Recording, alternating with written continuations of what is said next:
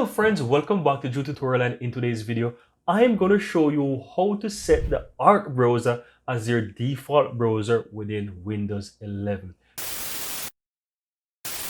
Right, there's two ways how to go about doing this, right? First way, you can simply open up the Arc browser, and once you're inside the Arc browser, click the Arc icon on the uppermost left hand side, which takes you into all of these settings here within the Arc, as you can see. And at the top there, the first thing that you see is set Arc as default browser, right? So you can simply click on that and you can set it as your default browser.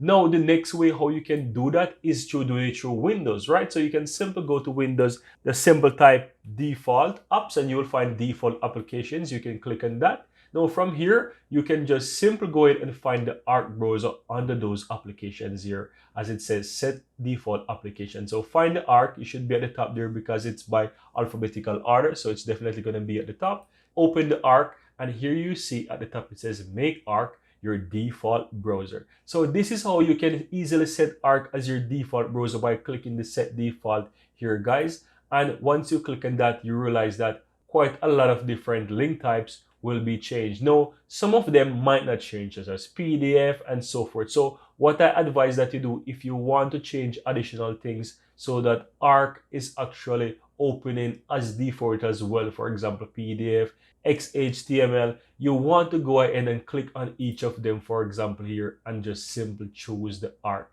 there and set as default, right? So this is how you go about setting Arc as your default browser within Windows 11.